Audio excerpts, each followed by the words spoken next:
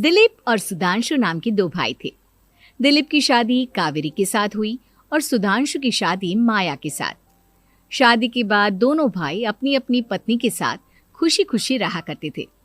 दोनों भाइयों के परिवार एक ही घर में रहता था।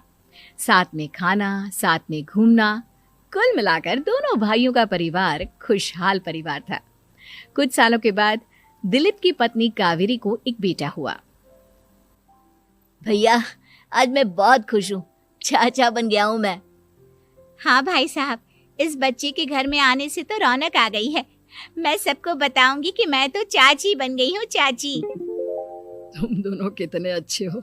हमारे बच्चे के आने से ऐसे खुश हो रहे हो जैसे ये बच्चा तुम्हारा ही हो। बस भैया, अब आपका बेटा इस दुनिया में आ गया ना, हम भी कोशिश करेंगे कि हमारा भी बच्चा जल्दी से इस दुनिया में आ जाए। और फिर आपका और हमारा बच्चा दोनों मिलकर दिन भर घर के आंगन में खेला करेंगे। कितना मजा आएगा ना।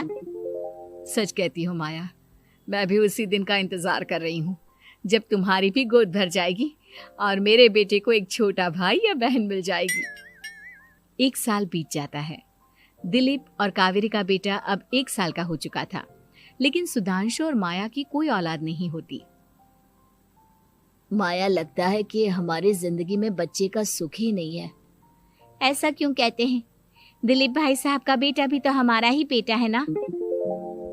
तुम्हारी बात बिल्कुल ठीक है माया, लेकिन फिर भी हमारा खुद का एक बच्चा होता तो कितना अच्छा होता।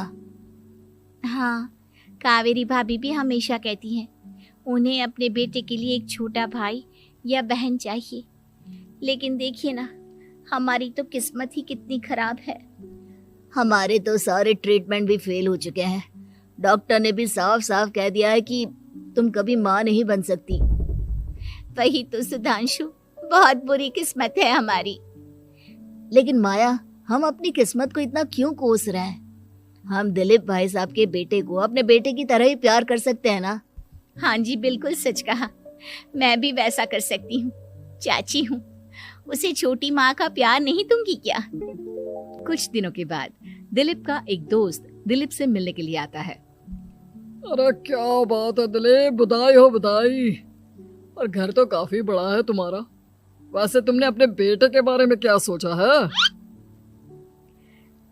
भैया, और क्या सोचेंगे, बस उसे पढ़ा लिखा कर अफसर बनाएंगे, उसकी पढ़ाई पर खर्च करेंगे। अरे भाभी, आपकी तो इतनी सारी प्रॉपर्टी है, आपको किस बात की चिंता? ले देकर एक बेटा ही तो है। अरे नहीं दोस्त, तुम गलत समझ रहे हो। इस घर में मैं और मेरा छोटा भाई दोनों रहते हैं। इस घर का आधा हिस्सा मेरे छोटे भाई का है। अच्छा, कितने बच्चे हैं तुम्हारे छोटे भाई के?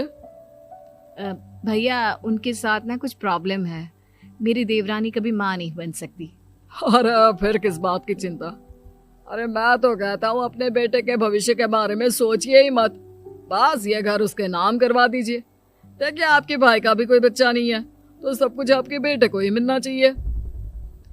लेकिन ऐसा करना क्या सही होगा? अगर उनका बच्चा नहीं है तो क्या हुआ?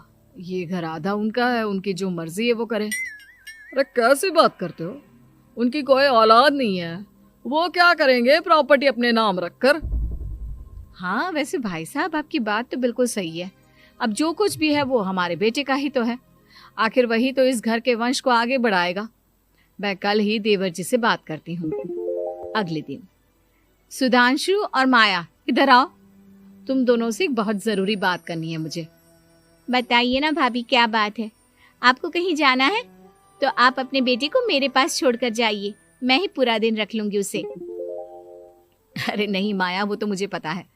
मैं किसी और चीज के बारे में बात करना चाहती हूँ। बताइए ना भाभी, क्या बात है? देखिए देवर जी, आपका कोई बच्चा है नहीं, लेकिन मैं जानती हूँ कि आप हमारे बेटे को अपने बेटे की तरह ही प्यार करते हैं। भाभी, बेटी की तरह नहीं, वो हमारा ही बेटा है। मेरे लिए तो वो मेरा ही बच्चा है। वही तो फिर क्यों ना ये सारी प्रॉपर्टी हम मेरे बेटे के नाम करवा दे, क्योंकि तुम्हारा हो या मेरा, हम सबका एक ही तो है बेटा। लेकिन भाभी, अभी तो वो सिर्फ 1 साल का है। अभी से प्रॉपर्टी उसके नाम करवाने का क्या मतलब है? देखिए देवर जी, जो काम जितना जल्दी हो जाए ना उतना अच्छा। आने वाले वक्त का क्या भरोसा।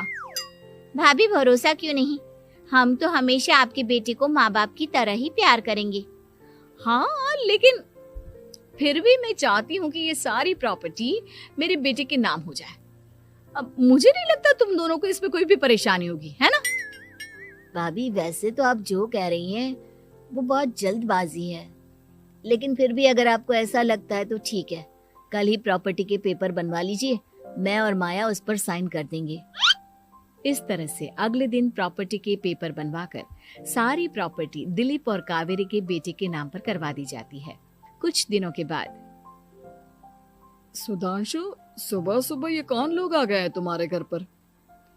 भैया वो ऊपर वाला कमरा खाली पड़ा था ना, सोच रहा था किराएदार रख देता हूँ। लेकिन किराएदार रखने से पहले आपने हमसे पूछा भी नहीं। भाभी इसमें आपसे पूछने वाली क्या बात थी, हमें एक ही कमरे की जरूरत थी, इसलिए सोचा दूसरा कमरा किराए पर दे देते हैं, कुछ इनकम हो जाएगी। अरे माया, ये सारी प्रॉपर्टी अब मेरे बेटे के नाम पर है और यहाँ पर जो कुछ भी होगा उसके लिए तुम्हें मेरी या दिलीप की परमिशन तो लेनी पड़ेगी ना। हाँ सुधांशु, तुम्हारी भाभी ठीक ही तो कह रही है। अब देखो, तुमने खुद अपने हाथों से ये प्रॉपर्टी हमारे बेटे के नाम की है, वह अभी बहुत छोटा है, तो इस घर से रिलेटेड सारे फैसले तुम्हें हमसे पूछ कर लेने चाहिए। भाभी हमें तो लगा था कि आप हम लोगों से बहुत प्यार करती हैं, लेकिन आप तो हमारे साथ भेदभाव करने लगी। अरे, इसमें भेदभाव करने वाली क्या बात है? और मैंने कौन सा तुमसे कुछ गलत मांग लिया? अरे ले देकर मेरा बेटा इकलौता इस पूरे वंश का वारिस है, सब कुछ उसके नाम है। तुम्हें इस बात से जलन क्यों हो रही है? भाभी माया को जलन नहीं हो रही, वो तो बस ऐसे ही कह रही थी। सब जानती हूँ मैं, इसकी खुद की तो कोई औलाद पैदा नहीं हुई, बस इसीलिए जब देखो तब मेरे बेटे पर बुरी नजर डालती रहती है। देखो माया, कावेरी तुमसे बड़ी है, वो जैसा कहती है वैसा करो। और वैसे भी इस घर पर अब तुम लोगों का कोई अधिकार नहीं है, वो तो हम लोगों की भलाई समझो जो तुम्हें अभी तक यहाँ रहने दिया है। भैया आप इतने कैसे बदल गए? इस प्रॉपर्टी ने आपके दिल से हमारे लिए प्यार पूरी तरह खत्म कर दिया है क्या? इसी तरह वक्त बीतता जाता है और देखते देखते दिलीप और कावेरी का बेटा प्रणव 25 साल का हो जाता है और उसकी नौकरी लग जाती है। पापा आज मेरा अपॉइंटमेंट लेटर आ गया है, मैंने सिंगापुर में जॉब ज्वाइन कर ली है। लेकिन प्रणव, विदेश में नौकरी करने जाने से पहले तुम्हें कम से कम अपने मम्मी पापा से एक बार पूछना चाहिए था ना। इसमें पूछने वाली क्या बात है माँ, मैं सिंगापुर जाकर जॉब करना चाहता हूँ तो करना चाहता हूँ। देखो प्रणव, हमने तुम्हारे लिए इतनी सारी प्रॉपर्टी यहाँ पर रखी हुई है, उन सब का क्या होगा? यहाँ रहो, बिजनेस करो। सॉरी पापा, मैं यहाँ रहकर कोई बिजनेस नहीं करने वाला, और ये जितनी भी प्रॉपर्टी आपने मेरे लिए संभाल कर रखी है ना, ऐसे ही किसी को दान में दे दीजिए, क्योंकि मैं सिंगापुर से वापस इंडिया आकर कभी नहीं रहने वाला। दिमाग खराब हो गया है तेरा, जानता नहीं तेरी वजह से हमने तेरे चाचा चाची से लड़ाई करके पूरा घर तेरे नाम करवा दिया था।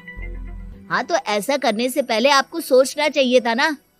और मम्मा, मैं तो वैसे भी उस वक्त 1 साल का था, मेरा इस मैटर से कोई लेना देना नहीं है। कैसी बात कर रहा है ये लड़का? अरे तेरी वजह से अपने छोटे भाई से दुश्मनी लेकर बैठा हूं मैंने तो उसे घर से भी निकाल दिया। जानता नहीं तू, बाजू वाले घर में एक छोटा सा कमरा किराए पर लेकर रहते हैं तेरे चाचा चाची, और ये सब मैंने तेरे लिए किया। देखिए पापा, आपने जो कुछ भी किया अपने लिए किया। मैंने आपसे कब कहा था कि मुझे ये प्रॉपर्टी और घर चाहिए? और वैसे भी अपने भाई के साथ इस तरह का बिहेव करके आपने कोई अच्छा काम तो किया नहीं। तू सही कह रहा है बेटा, हमने तेरे चक्कर में अपने छोटे भाई जैसे देवर और बहन जैसी देवरानी को इस घर से निकाल दिया। बहुत बड़ी गलती हो गई मुझसे। ठीक है मॉम, तो अब आप अपनी गलती सुधारो, लेकिन मुझे तो फॉरेन जाना है, मैं वहीं जाऊंगा। अब आगे क्या करना है ये आपका डिसीजन है। और प्रणव सिंगापुर जॉब करने के लिए चला जाता है।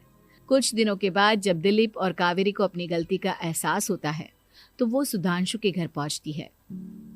सुधांशु, माया, हमें माफ कर दो, हमसे बहुत बड़ी गलती हो गई। क्या हुआ भाभी?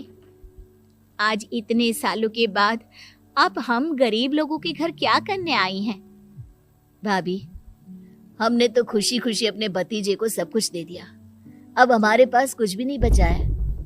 भाई मुझसे बहुत बड़ी गलती हो गई, जो तेरे जैसे भाई को मैंने प्रॉपर्टी के चक्कर में घर से निकाला, और जिसके लिए मैंने ये सब कुछ किया वो खुद ही विदेश चला गया।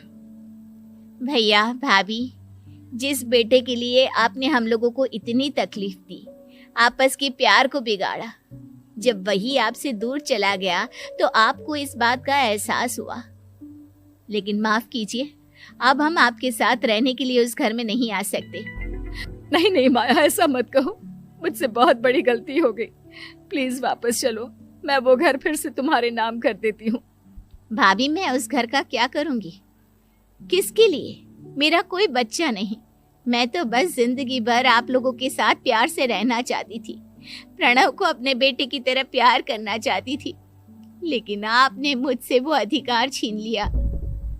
भाभी और भैया, एक सवाल पूछना चाहता हूँ आप लोगों से। जो बच्चा कुछ ही दिन पहले दुनिया में आया हो, जिस बच्चे के भविष्य का आपको पता ही ना हो, उसके लिए अपने पुराने रिश्तों को तोड़ देना, अपने सगे रिश्तेदारों से दुश्मनी मोल लेना, उनके साथ झगड़ा करना, उनकी बेइज्जती करना, क्या ये सही है? कम से कम हमें सही वक्त का इंतजार तो करना चाहिए ना। सिर्फ प्रॉपर्टी के लिए अपने सगे भाई को घर से निकाल दिया, वो भी अपने 1 साल के बेटे के लिए। क्या ये वाकई में सही था? जवाब दीजिए मेरी बात का।